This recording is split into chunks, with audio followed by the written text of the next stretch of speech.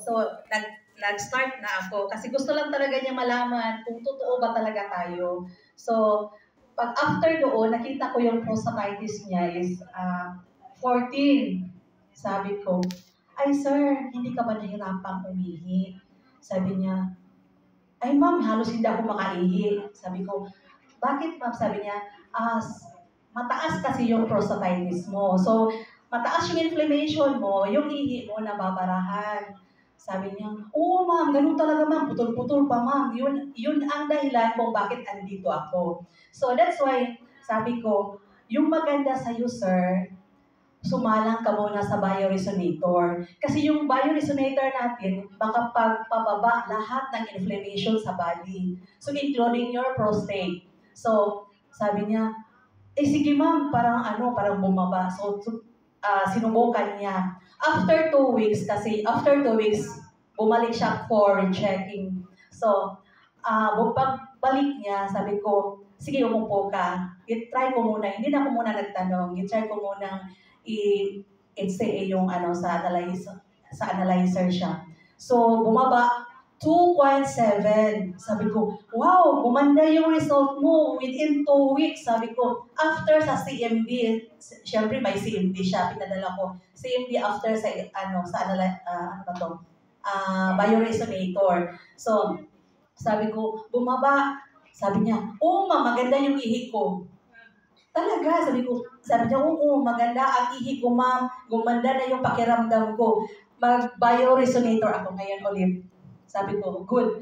Sabi ko, maganda talaga yan. Kasi yung paa natin, yung feet natin, lahat na organs andyan. Main organs andyan. Pag mapipress yung mga nerve dyan, pumunta lahat yun sa kung saan yung organ. Yung nerve, nag-send ng messages para sa lahat ng organs natin na kumalma siya, bumaba yung mga inflammation niya, kaya maganda talaga ang bioresonator. So, ipopromote natin yan.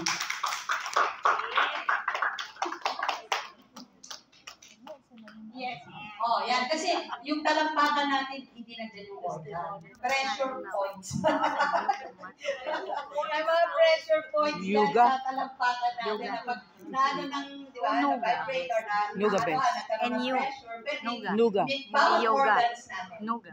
Okay, so talagang maganda ang ating bioresonator. Ayan.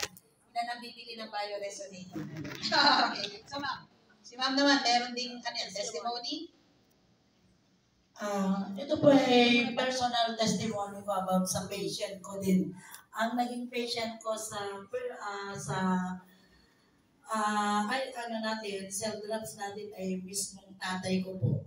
Tatay ko, na-disgrasya po siya na mangga ng single motor. So, that time, akala namin, mawawala na siya sa amin. Kasi, that time na nabangga siya, ang sa kanya, affected talaga yung ulo niya kasi nabagok.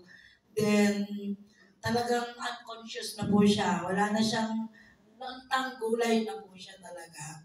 So, dinala namin siya sa Kawayan General Hospital dito sa Isabela. Kasi from Isabela din po sila, pero ako from Cagayan po ako.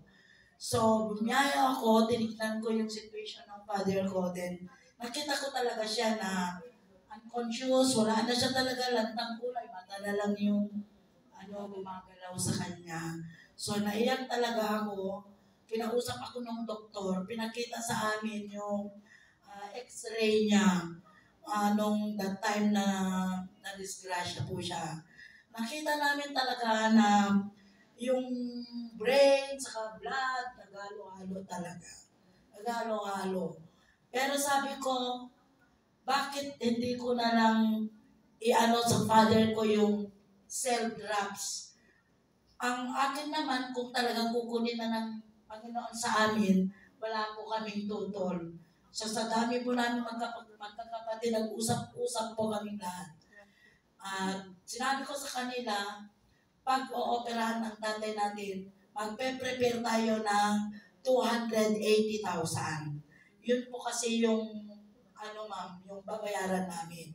Sabi ko, sa sitwasyon ng father natin, hindi natin alam kung kakayanin niya yung operation. Kasi ma-open yung ulo niya, tatanggalin yung dugo, iiwalay yung dugo sa brain niya.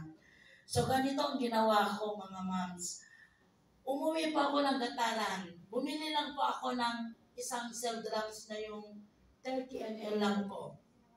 Sabi ko, eto, pagka ito binasbasan ng Panginoon at mabubuhay yung tatay ko, that's it talagang napaka-power talaga ng ginawa na food supplement na ito.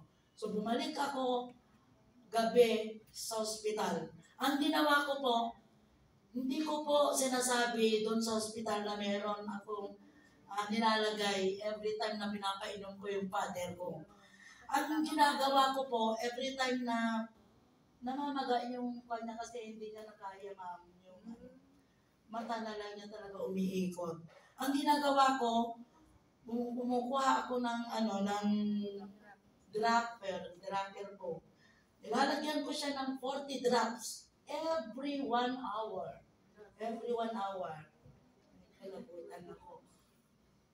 And then, siyempre, pag-pray pa din po natin yun. Kasi, yun po ay galing pa din sa Panginoon kung ano man yung bisa ng gamot na yun, sa Kanya pa din po galing. Sabi ko, eto tatay ang gagawin ko sa'yo. So, every time na namamagaya, pinakatak ko talaga 40 drops.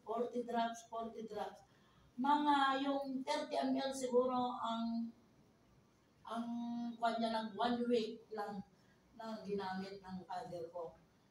So, after 1 week, yung tatay ko, parang nakita ko na may naman po sa kanya, improvement po. Ang ginawa ko po, pina-x-ray ko po ulit yung tatay namin. Pina-x-ray ko po ulit. Doon nakita nung doktor niya na nagtatalo sila doon sa may x-ray yan at saka yung doktor. Sabi nila, ito ba yung in-x-ray mo last week? Ganon. Ang sabi niya, hindi naniniwala yung doktora, yung sabi nung nag-x-ray, hindi, yan talaga, Dok. Yan talaga si Mr. Mansibang, ganito, ganyan. So, tinignan nila, pinag-compare talaga yung x-ray niya before nung na-disgrasya at saka nung 1 week before nag-take ng CMD. Parang nagtaka yung doktor, ano bang binigay nyo na gamot? Ganon. Wala po, meron kaming nag-usap yata sila. Pero ako, hindi ako kumikibo. Hindi ko sinasabi.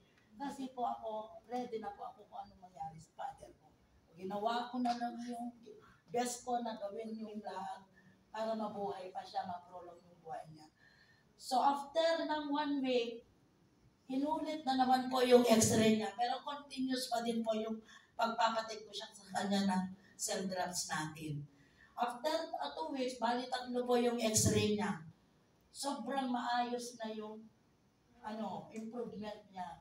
Ang unang-unang na niya yung kamay niya do. Naitaas na. Opo. Ganyan niya yung kamay niya, sabi ang sakit ng ulo ko. Pinato niya sa ulo niya yung kamay niya. Doon kami grabe yung talagang sobrang ako sa cell drops natin na talagang tested and proven po siya. Na hindi tayo mahiya o matakot na ipagamit kasi alam natin na yan merong taglay ng kakaibang nakakagaling. So yun po yung ko ng testimony. Hindi lang yan. Marami pa po akong testimony about sa cell drops natin. At ito yung ma'am, na buhay pa yung father namin ng 11 years. Nabuhay po siya. Maraming salamat. Okay, so another living testimony na talagang nakakatulong ang product natin. So marami pang mga testimony, dami-dami pa, pero mamaya natin, okay, tapusin na natin. Mamaya, okay, pero may dadagdag silang pwede.